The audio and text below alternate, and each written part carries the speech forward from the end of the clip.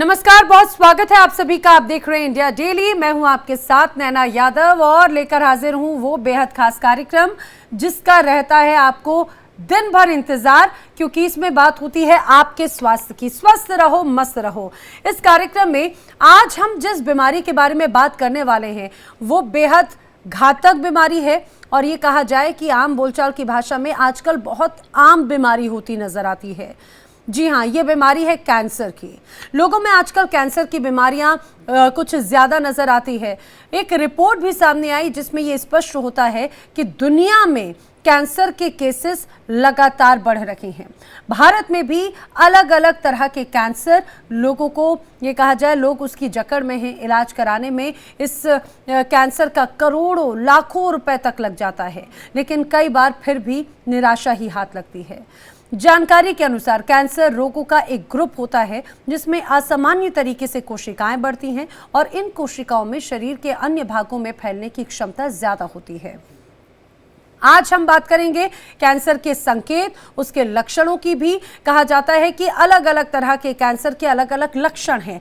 आखिर कैसे समझेंगे कि आखिर कैंसर के लक्षण शुरू हो रहे हैं और आखिर किस तरह से प्रिकॉशंस बरती जा सकती है, लाइफस्टाइल में क्या बदलाव किए जा सकते हैं कि कैंसर आपसे कोसों दूर रहे, यही हम जानने की कोशिश करेंगे। हमारे साथ में इस खास कार्यक्रम में जो एक्सपर्ट हैं वो मेरे साथ में जुड़ रखे हैं और मेरे साथ में इस समय डॉक्टर अंशुमन कुमार जो हैं वो जुड़ रखे हैं। सर्जिकल ऑन्कोलॉजिस्ट हैं, सीनियर डॉक्टर हैं। बहुत स्वागत है सर आपका। धन्यवाद नैना। मैं डॉक्टर अंशुमान आपसे सवाल पूछूं, लेकिन अपने दर्शकों को बताना चाह रही हूं कि आज का विषय बेहद जरूरी, बेहद गंभीर है। आप भी अगर डॉक्टर अंशुमान से कोई सवाल पूछना चाहते हैं तो आप हमारे साथ में इस खास कार्यक्रम में जुड़ सकते हैं। टीवी स्क्रीन पे जो लगातार नंबर्स बताए जा रहे हैं उन नंबर्स पर आप हमें कॉल कर सकते हैं और सीधे सवाल आप डॉक्टर अंशुमान से पूछ सकते हैं कार्यक्रम में जुड़कर। डॉक्टर अंशुमान, मेरा सबसे पहला सवाल यही है, कैंसर को लेकर आजकल कई बार बातें तो होती हैं, लोगों को जागरूकता की बात भी कही जाती है, लेकिन फिर भी कैंसर पेशेंट्स लगातार दिन ब दिन बढ़ते जा रहे हैं। सर, क्या रीजन मान रखे हैं आप कैंसर केसेस बढ़ने का? बहुत बढ़िया नैना। पहले तो मैं बधाई देता चलो इंडिया डेली लाइव और आपको इस प्रोग्राम को होस्ट करने के लिए, क्योंकि स्वास्थ्य प्राथमिकता रही नहीं गई है। आप लोग इस प्रोग्राम को कर रहे हैं मेन स्ट्रीम मीडिया में, ये बधाई के पात्र हैं आप। अब कैंसर का आप पहले तो ये समझ लें कि असामान्य उद्देश्य विहीन बेतरतीब कोशिकाओं, अपनी कोशिकाओं की वृद्धि होना और इसमें ऐसी क्षमता आ जाना कि अमरण हो जाए और एक अंग से दूसरे अंग में चला जाए, यही कैंसर है। तो पहली बात तो लोग ये समझें कि कैंसर कहीं से आता नहीं है, आपके अंदर के ऑर्गन, मतलब बॉडी ऑर्गन की ही सेल कोशिकाएं हैं जी।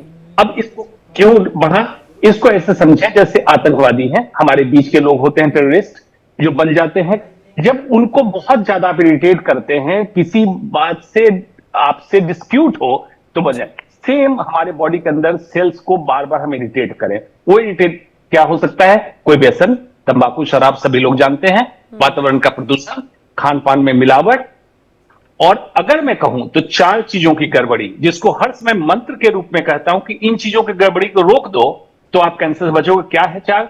MMMS, meal, movement, mind stuff and sleep. अगर ये 4 चीजें गड़बड़ ना हो तो आप कैंसर से बचेंगे, गड़बड़ हो तो कैंसर होगा। क्या है? खाना पीना, क्या खाते हैं, कब खाते हैं, कहां से खाना आता है, खाने में मिलावट है या नहीं है, मील, मूवमेंट, एक्सरसाइज है कि नहीं आपकी लाइफ में, मोटापा तो नहीं आता है, माइंड स्टफ, स्ट्रेस कितना है, एंड स्लीप, रात में सोते हैं, जगते हैं और दिन में सोते हैं। इस पे बहुत बड़ी स्टडी आई यूनाइटेड किंगडम में, नर्सेज स्टडी, जो नाइट शिफ्ट में लेडीज कर रही हैं उनमें कैंसर बढ़ा। ये मेन कारण है। यानी कि सर, लाइफस्टाइल जब डिसऑर्डर होता है उसका एक बहुत बड़ा प्रभाव जो है वो कैंसर के रूप में नजर आता है। सर, लेकिन कैंसर कितने तरह के होते हैं? क्योंकि हम कई बार देखते हैं, कई बार कहा जाता है फेफड़ों का कैंसर है, ब्लड कैंसर है, लंग्स कैंसर है, उसके बारे में भी जरा बताइए। और सबसे कॉमन आज के वक्त में क्या नजर आ रहा है? जी, इसको ऐसे समझें, ब्लड कैंसर एक ग्रुप कर दें जिसको आमतौर पर हम कहते हैं लिक्विड कैंसर, मतलब ब्लड क्योंकि लिक्विड फॉर्म में है, तरल है। सॉलिड कैंसर दूसरा। Solid cancer head to toe, मतलब बाल के जड़ में, जिसको हेयर फॉलिकल कहते हैं, रूट ऑफ द हेयर्स, वहां से लेके टोज, नाखून तक, हर अंग में कैंसर हो सकता है, क्योंकि अपने सेल का ही है। अब आपने पूछा कौन सा कैंसर कॉमन है। पूरे भारत को अगर ले लें तो पुरुषों में फेफड़े का कैंसर सबसे कॉमन, महिलाओं में बच्चेदानी के मुंह, जिसको सर्वाइकल कैंसर कहते हैं, सबसे कॉमन। मेट्रो सिटी, अब तो हालांकि छोटे सिटी में भी होने लगा, स्तन का कैंसर महिलाओं में ज्यादा कॉमन। और पुरुषों में उत्तरी भारत और गुजरात में, दो स्टेट ऐसा है, उत्तरी भारत और गुजरात, जहां माउथ कैंसर या हेड एंड नेक कैंसर, मुंह और गले का कैंसर ज्यादा कॉमन है। इसके अलावा जो सीरीज में आते हैं, उत्तरी भारत, खासकर गंगा बेल्ट, कानपुर से नीचे आप उतरते चले जाएं, बिहार होते हुए 24 परगना, वेस्ट बंगाल तक, गॉल ब्लैडर, पित्त की थैली का कैंसर कॉमन है, खास करके महिलाओं में। बड़ी आंत का कैंसर, इसको कोलोन कैंसर कहते हैं, प्रोस्टेट का कैंसर, ये कॉमन कैंसर इंडिया में पाए जाते हैं। होने को ब्लड कैंसर और लिम्फोमा भी काफी तेजी से बढ़ रहा है, जिसके पीछे हम लोग वजह मान रहे हैं वातावरण का प्रदूषण और हेवी मेटल्स जो आपके पानी में और खाने में है।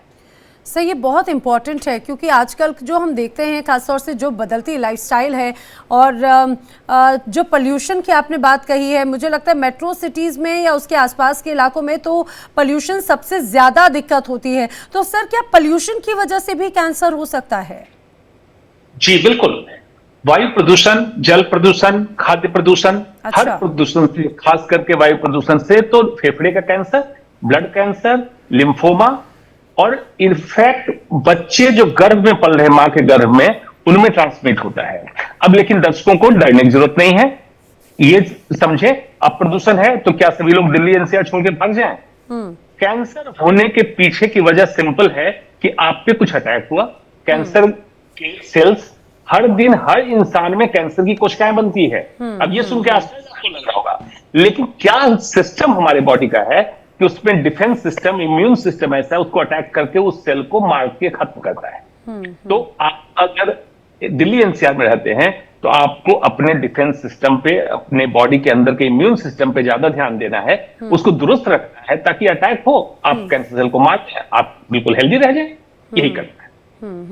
सर, ये बहुत इंपॉर्टेंट हो जाता है, क्योंकि अक्सर हम देखते हैं बदलती लाइफस्टाइल और उसका हिस्सा, आप जैसे ही सड़कों पर निकलेंगे आपको चारों तरफ गाड़ियों का शोर और गाड़ियों का पोल्यूशन, आसपास तमाम वातावरण जो है वो, खासतौर से दीपावली के आसपास का जो वक्त होता है दिल्ली एनसीआर या उसके आसपास के इलाकों में, उस दौरान पोल्यूशन का लेवल बहुत ज़्यादा बढ़ जाता है। तो ये भी एक बहुत बड़ी वजह आपने बताई है कैंसर को लेकर। मैं आगे बढ़ूँ लेकिन अपने दर्शकों को बताती चलूँ, आज हम बात कर रहे हैं कैंसर की समस्या से निजात कैसे पाया जा सकता है, कैसे समझ सकते हैं कि शुरुआती लक्षण क्या होते हैं, आप कैंसर और आपके अपने कैंसर से दूर कैसे रहें, यह हम जान रहे हैं। आपके भी मन में कोई सवाल है तो आप कार्यक्रम में जुड़ सकते हैं, टीवी स्क्रीन पर बताए जा रहे नंबर्स पर कॉल कर सकते हैं। डॉक्टर अंशुमान कुमार हमारे साथ में सीनियर सर्जिकल ऑन्कोलॉजिस्ट लगातार बने हुए हैं। डॉक्टर अंशुमान, एक और कॉमन सवाल जो लोगों के मन में आता है कि किसी के फैमिली हिस्ट्री में अगर कोई ऐसा केस रहा है कैंसर का, तो क्या वो आने वाली जनरेशन के लिए भी घातक हो सकता है? क्या ये जेनेटिक इशू भी हो सकता है? बहुत अच्छा सवाल किया है।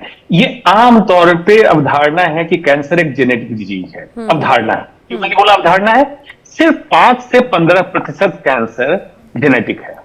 5 से 15%, मतलब 85% कैंसर जेनेटिक नहीं है। जेनेटिक कैंसर उसको बोलते हैं कि कोई ऐसे जीन की गड़बड़ी जो एक मां से बच्चों में ट्रांसफर हो। उदाहरण के तौर पे एंजेलिना जॉली ने अपना टेस्ट जब कराया था, BRCA gene positive, BRCA gene positive पाया गया, जिसमें स्तन कैंसर का रिस्क बढ़ता है। उनकी फैमिली हिस्ट्री थी, नानी को भी कैंसर था, मदर को भी कैंसर था। तब तक ये टेस्ट उपलब्ध नहीं था। जब टेस्ट आया ब्रैका जीन का, उन्होंने कराया, और प्रोफिलैक्टिक मेस्टेक्टमी, मतलब कैंसर होने से पहले ब्रेस्ट रिमूवल सर्जरी और उसके बाद कॉस्मेटिक सर्जरी करा ली। इसको कहते हैं कैंसर।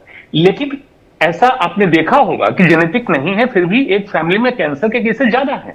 वो होता है कि आपके घर का कल्चर क्या है, खाने पीने का तरीका क्या है, किस वातावरण में रहते हैं, अंडरग्राउंड वाटर सोर्स क्या है। तो फैमिली क्लस्टरिंग कहते हैं, मतलब एक फैमिली में इकट्ठे झुंड में कैंसर का होना, ये होता है कि वातावरण की चीजें आप शेयर करते हैं, साझा करते हैं जी, इसलिए। जी। लेकिन डॉक्टर अंशुमान, अब आते हैं हम कि आखिर इनके सिम्टम्स को कैसे समझें, लेकिन उसके पहले मेरे साथ में एक दर्शक जुड़े हैं उत्तर प्रदेश से, जौनपुर से अवनीश तिवारी जी हमारे साथ में हैं।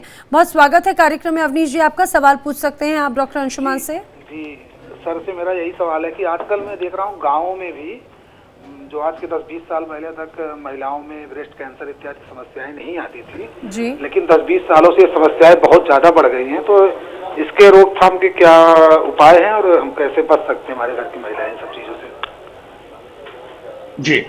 जी अवनीश जी, आपने बिल्कुल सही सवाल किया। अब ये जो फासला था, शहर में होने वाले कैंसर, गांव में होने वाले कैंसर, गांव में तादाद कम थी, तादाद बढ़ी है, बिल्कुल सही है। और स्तन कैंसर खास करके जो आपने पॉइंट आउट किया, बिल्कुल ठीक बात है, महिलाओं में बढ़ी। कारण क्या है कि गांव की महिलाएं, गांव में रहने वाले लोग भी शहरी वातावरण को अडॉप्ट करने में लगे हुए हैं और गांव के कल्चर को छोड़ रहे हैं। उदाहरण के तौर पे प्लास्टिक का इस्तेमाल गांव में बेतरतीब हो गया।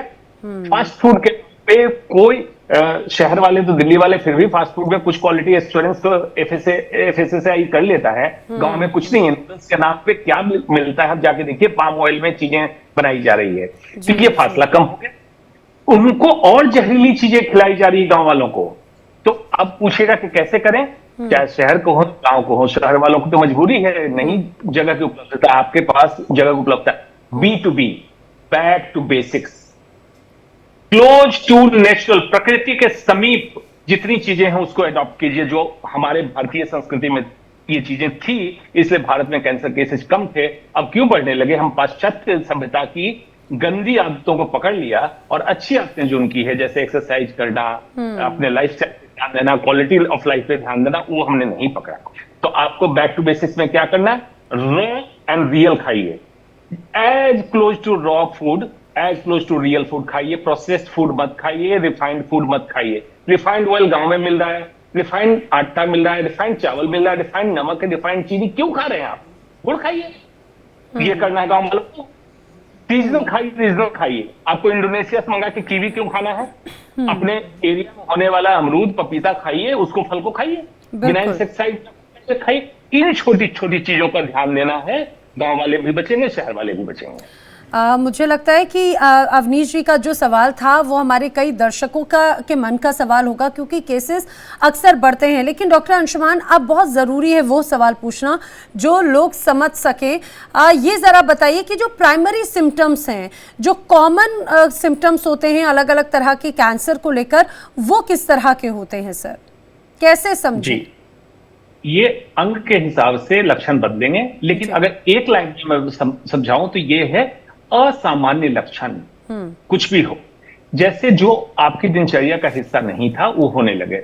उदाहरण के तौर पे अपाचन की शिकायत, एसिडिटी की शिकायत, पेट फूला रहता हो, या कहीं एबनॉर्मल ब्लीडिंग, महिलाओं में खास करके जो मंथली पीरियड की ब्लीडिंग होती है 1 महीने पे, 28 दिन पे, ये बीच में हो जाए, संपर्क के समय हो जाए, एबनॉर्मल टाइम पे हो जाए, या लंबे दरमियान के लिए लंबे अंतराल में होने लगे।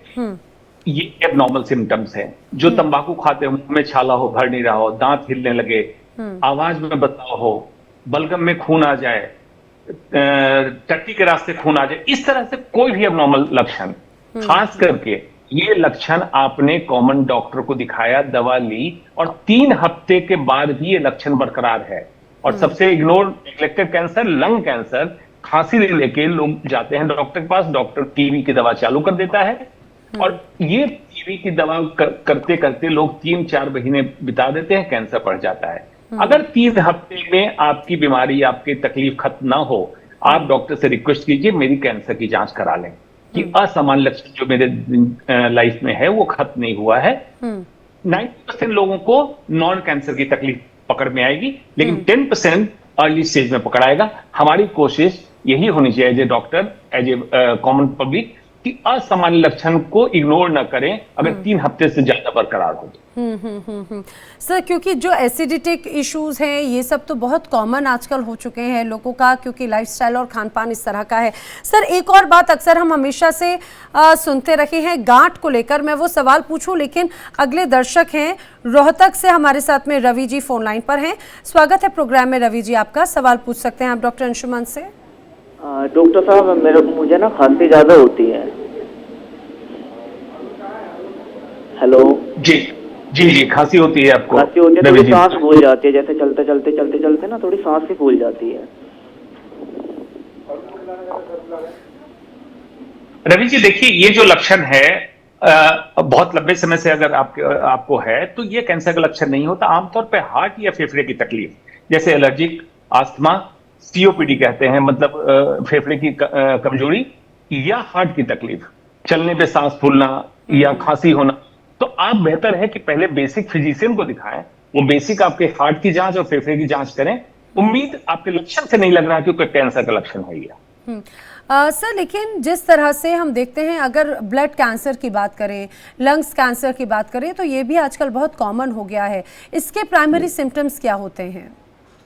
फेफड़े लंग कैंसर का प्राइमरी सिम्टम्स खांसी का होना, और ये आम दवाओं के बाद एलर्जी की दवा दे दी, इन्फेक्शन की दवा दे दी, सारी दवा दे दी, 3 हफ्ते खांसी बरकरार हो, खून आना, बलगम में खांसी के साथ खून का आ जाना, आवाज में बदलाव होना, फेफड़े का एक्सरे जब कराया, एक्सरे में सफेद धब्बा हो, आमतौर पर डॉक्टर उसको टीबी की दवा समझ के दवा चालू कर देते हैं। टीबी की जांच प्रूफ भी नहीं होती है, लेकिन अगर लक्षण बरकरार रहे तो फर्दर जांच कराएं, जिसमें सीटी स्कैन, ब्रोंकोस्कोपी, बायोप्सी, इस तरह की जांच होती है, वो जांच हो जाएगी। ब्लड कैंसर, फीवर का होना, बुखार आए अनएक्सप्लेन्ड, और ये टाइफाइड, मलेरिया, डेंगू, ये सारी चीजें दवा के बाद ठीक हो जानी चाहिए। बुखार ठीक ना हो, बार बार बुखार आए आपको, वजन कम, गर्दन में गिल्टियां हो या बगल में गिल्टी हो, या वजन कम हो रहा हो, भूख की कमी हो, या चमड़ी पे, स्किन पे चकत्ते हो, जैसे सफेद चकत्ते बोलते, लाल चकत्ते बोलते हैं, मतलब ब्लड प्लेटलेट का कम होना, जिसके कारण रेड स्पॉट आपके स्किन में आने लगे, ये सब ब्लड कैंसर के लक्षण हो सकते हैं।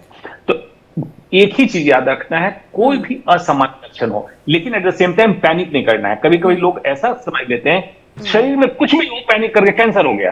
कैंसर ऐसा नहीं होता है। दोनों में बड़ा तारतम्य रखना है कि पैनिक भी नहीं करना है और इग्नोर भी नहीं करना।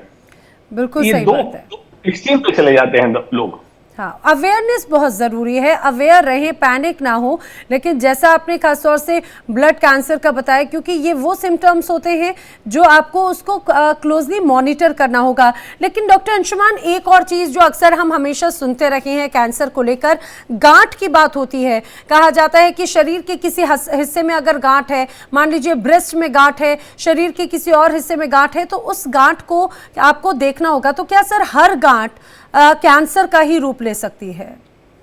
जी, हर गांठ कैंसर नहीं, सबसे पहले तो ये दिमाग से निकाल दें। खास करके गांठ अगर लंबे समय से बरकरार है और गांठ में दर्द हो, स्तन में गांठ हो, गांठ में दर्द होती है हार्मोन की प्रॉब्लम के कारण, जिसको हम फाइब्रोसिस्टिक चेंज कहते हैं, हार्मोन के उतार चढ़ाव के कारण ये गांठ है। दूसरा जो महिलाएं गलती करती है, ब्रेस्ट में गांठ को चेक करने, जिसको हम लोग कहते हैं सेल्फ ब्रेस्ट एग्जामिनेशन, ये हर महिला को करनी चाहिए। तो ब्रेस्ट सेल्फ एग्जामिनेशन कब करना है? पीरियड स्टार्ट होने के 5 दिन के बाद, मतलब 7वें दिन फिक्स कर लें आप, 7वें दिन हर महीने करें। दूसरा क्या ध्यान देना है जो महिलाएं गलती करती है, इस तरह से ब्रेस्ट को एग्जामिन करना चाहती है, मतलब फिंगर और थंब के बीच में ब्रेस्ट टिश्यू को लेती है, ऐसे नहीं करना है। पैड ऑफ द फिंगर, यहां से इस जगह से ब्रेस्ट को ऐसे फील करना है, या मिरर के सामने खड़े होके बिस्तर पे लेट के, 2 पोजीशन में। उसमें अगर लगता है कि पिछले महीने मुझे यहां पे गांठ महसूस नहीं हो रही थी, इस महीने हो रही है, तो बिल्कुल डॉक्टर को दिखाएं। बेसिक जांच है अल्ट्रासाउंड ब्रेस्ट का या मैमोग्राम, या डॉक्टर को जो भी उचित लगेगा, एफएनएसी सुई की जांच होती है वो करा लेंगे। सर एक आखिरी सवाल मैं ये जानना चाह रही हूँ कि क्या कैंसर का इलाज परमानेंटली संभव है? कैंसर अगर शुरुआती स्टेज में डिटेक्ट हो गया तो बिल्कुल क्यूरेबल है, इलाज संभव है। सॉलिड ट्यूमर जो मैंने कहा, जो ठोस है, उसमें सर्जरी होके कैंसर क्योर हो जाता है। अगर बीच के स्टेज में, स्टेज 1 स्टेज 2 को अर्ली स्टेज कहते हैं, स्टेज 3 में डिटेक्ट हुआ तो कीमोथेरेपी से उसको छोटा किया जा सकता है, उसके बाद सर्जरी हो सकती है, सर्जरी करके कीमो दे सकते हैं। एक स्टेज 4 जिसको लास्ट स्टेज कहते हैं, इसी में संभावना ठीक होने की नहीं होती है। 2 एम से हम इलाज करते हैं, टू प्रोलॉन्ग द लाइफ, जितनी हो सके जीवन को बढ़ा दें, and to give quality of life, उस जीवन में कोई तकलीफ ना हो। इस 2 पे स्टेज 4 क्यूरेबल नहीं है। आपने बहुत इम्पॉर्टेंट बात बताई है, इसीलिए ज़रूरी है कि सही वक्त पर अगर कोई शरीर में बदलाव नज़र आते हैं तो डॉक्टर से जल्द संपर्क करें। लेकिन एक बात और है कि आपको घबराना नहीं है, डरने की ज़रूरत नहीं है, अवेयरनेस की बहुत ज़रूरत है। डॉक्टर अंशुमान, आप इंडिया डेली के इस बेहद खास कार्यक्रम में जुड़े, आपने वक्त दिया, आपका बहुत धन्यवाद सर। तो इन खास बातों को ध्यान रखिए और हमारी बस यही कोशिश है, स्वस्थ रहिए, मस्त रहिए। रोजाना दोपहर 2 बजे मिलते हैं हम किसी एक्सपर्ट के साथ में और आपके लिए लेकर आते हैं हेल्थ गाइड। फिलहाल आज के लिए इतना ही, लेकिन तमाम खबरें आगे भी जारी हैं।